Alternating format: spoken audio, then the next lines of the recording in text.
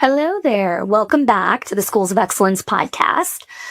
We are continuing a little bit of our series on my book, This Can't Be Normal, What to Do When Success Starts to Feel Like Survival. So this is a book that took me close to 5 years to write at this point. I started writing it in 2020 and did a lot of starting and stopping and then wrote all the things. And this is my most deepest personal and probably most rewarding professional work that I've ever done. So today I want to talk about the false promise of systems. There is a promise that many leaders quietly hold on to. And that is, once I train the team, I'll finally be able to rest.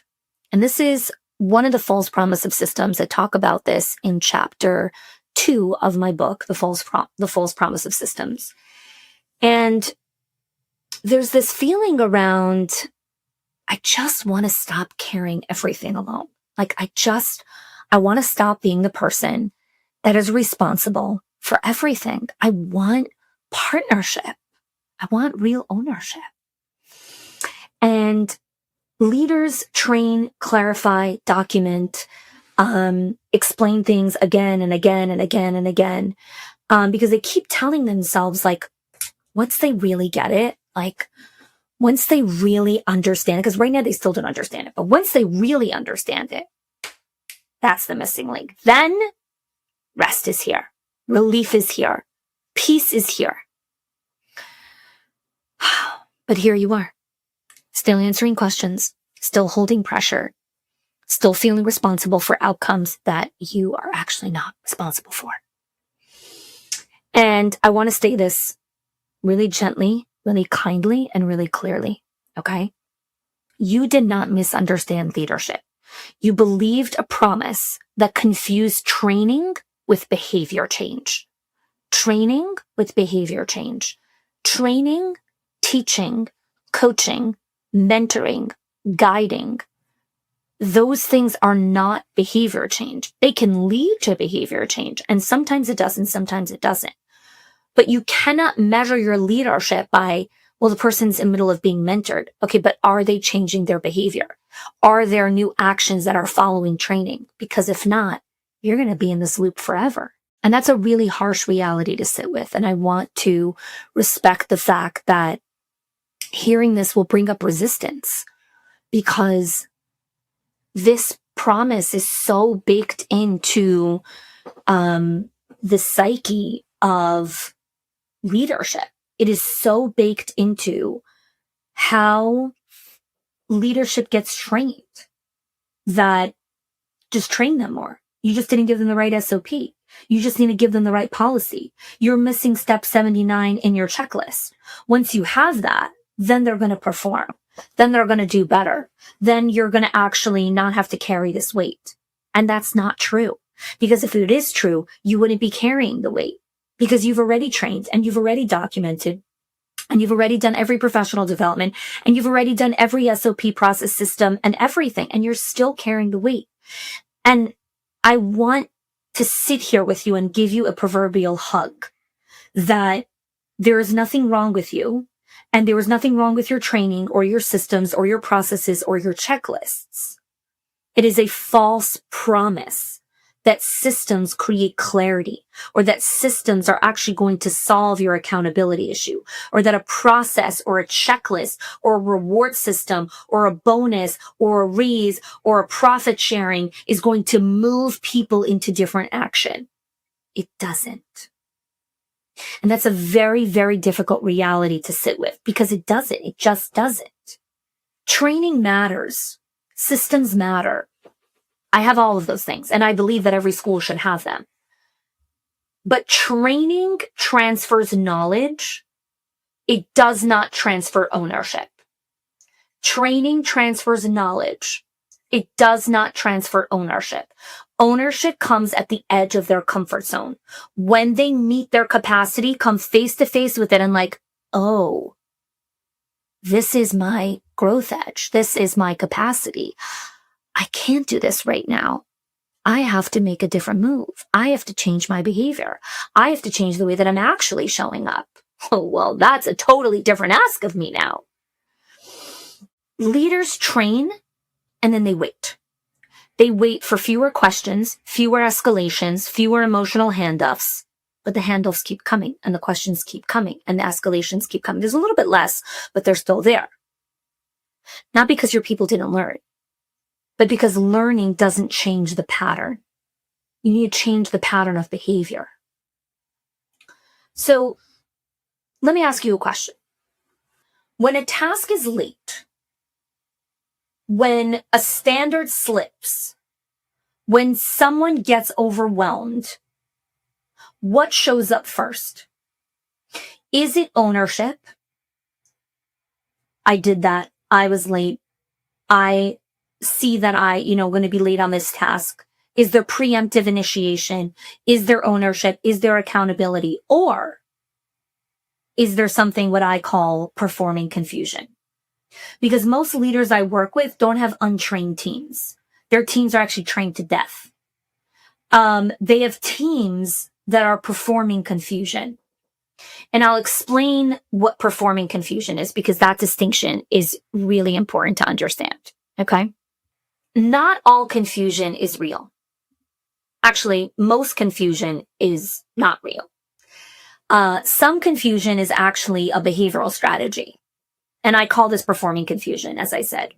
So what you need to understand is people perform confusion not because they're malicious or because they're lazy. People perform confusion because it is the safest way to delay consequences of their actions, to avoid ownership, and to hand the weight back to the leader, move the weight back upwards. So what do I mean by that?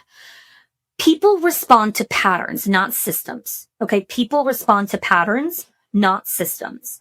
So for years, whenever someone said, I'm confused, I used to slow down, soften the standard, or step in and fix it. So the pattern teaches your people confusion is where safety lives.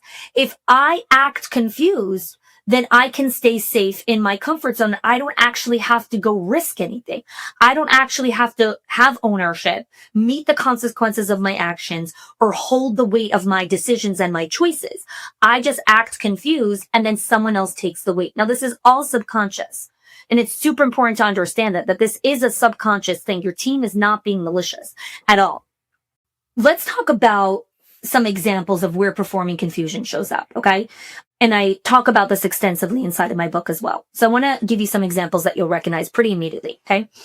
When you come to someone and you're like, hey, where's the report or where's the due date? Where's the whatever you needed them to give you, okay?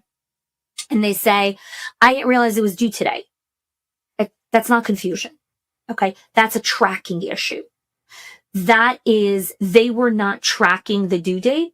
They were waiting for you to come forward and say, bing-a-ling-a-ling-a-ling-a-ling, the due date is due today. But instead of saying, I didn't track it properly, I didn't put it in my calendar, I didn't manage my time well, I didn't scope it right, they're just like, oh, that was due today?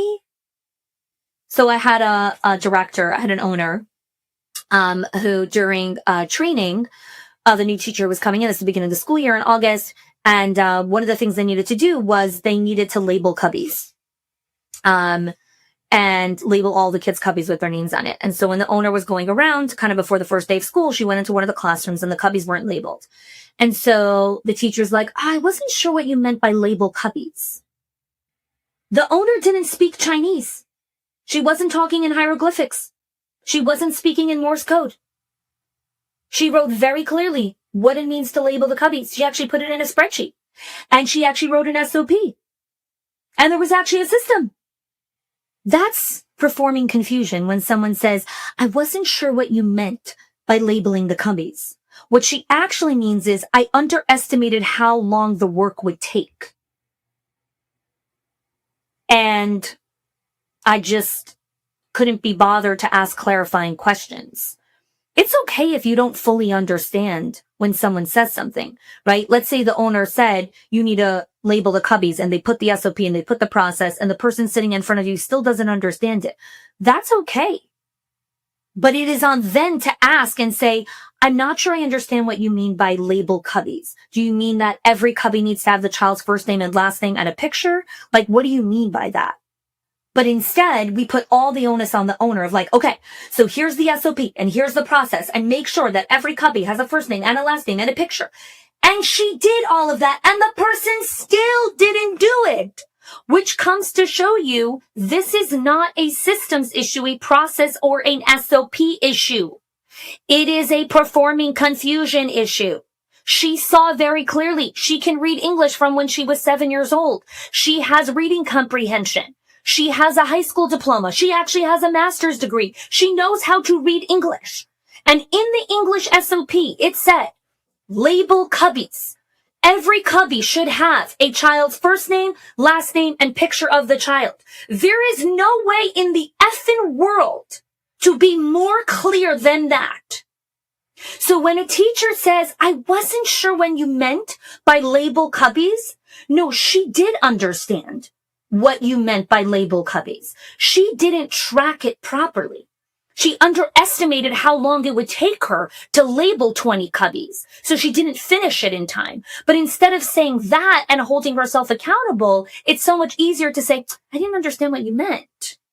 Because now you look like the idiot. Like, did I not explain that right? Oh, I need to say it again. I'm so sorry you didn't understand. Let me help you. Let me say it again.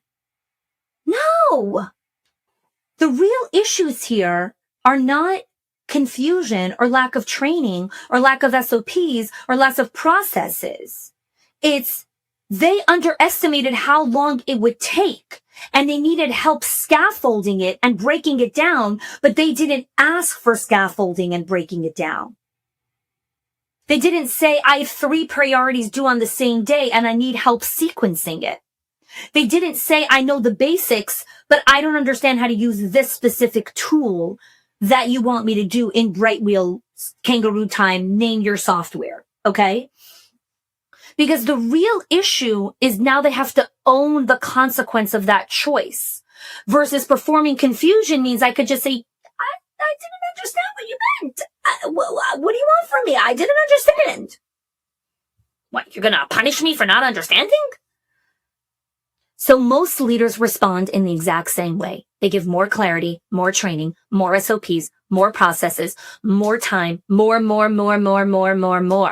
And that's where exhaustion suffocates them. Confusion isn't solved with more clarity, my friends.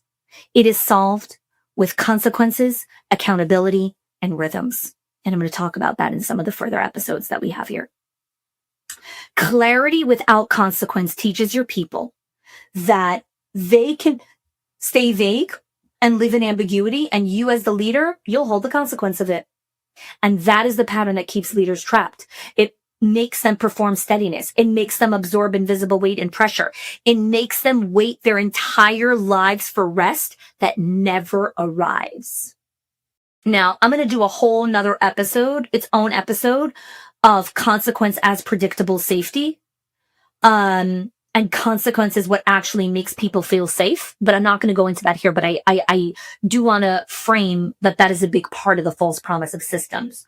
So what I want to help invite you into here is training does not create relief or rest. Systems do not distribute emotional weight or invisible weight or create shared ownership and partnership. Clarity does not change behavior. Patterns do. Action does. Patterns only change when the leader stops rescuing you from confusion and from the consequences of your actions. And they start anchoring the team in standards through rhythm. I'm not going to teach that yet. I have other episodes that I'm going to be talking about it. So a question to sit with, instead of saying, what else do I need to explain? Or what else do I need to train or teach or whatever it is? And start asking, what behavior am I protecting right now? So if this episode named something for you that you have felt deep in your bones, but couldn't articulate, there's nothing wrong with you. You did not fail leadership. You didn't miss a step. You believed a promise that told you that rest would come after training. It doesn't. And I wrote the book, This Can't Be Normal, for leaders who have trained the team and are still carrying the weight. Because leadership is not supposed to feel like endless days of clarifying, training, speaking, while quietly absorbing all of the pressure and the weight.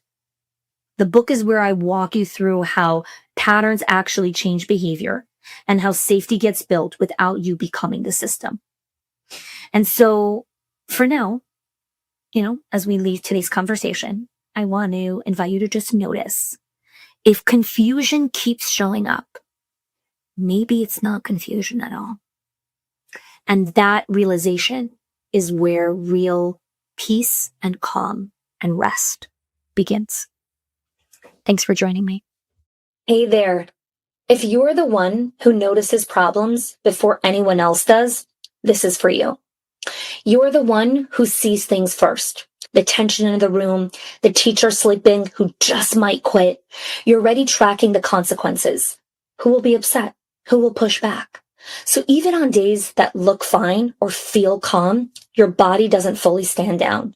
You go to sleep tired and you wake up already bracing. Not because today is chaotic or any day is chaotic, but because something could go wrong. And you'll be the one that's holding it. It's the responsibility that can sometimes feel crushing. You stay alert, reliable, and steady because you've seen what happens when things aren't held, when communications slip, when standards soften, when everyone assumes someone else will step in. And because you're so good at holding it, more of it finds its way to you, quietly, gradually, until no one sees how heavy it's become. This is not burnout. And this is not a discipline problem. It's what I call the invisible weight of leadership. If you see yourself in this, or even if your breath changed just a little bit, that's enough. And if you want to keep going and learn more, the opening chapter of my book, This Can't Be Normal, What to Do When Success Starts to Feel Like Survival. My book continues this conversation. You can go ahead and download chapter 1 for free and continue this dialogue. If you are loving the Schools of Excellence podcast and have gotten any value out of it for your school, I would love if you can do 2 things for me. 1, subscribe to the show so you never miss an episode. And 2, can you please leave us a review? Reviews help other school leaders know that this is the place to learn how to build a school of excellence. And I would be so grateful if you can do that for us. Your help and support makes this show to be able to be listened by the thousands of other school leaders all around the world. Thanks so much for listening, for giving us your time and attention each and every week, and I appreciate that you have joined us.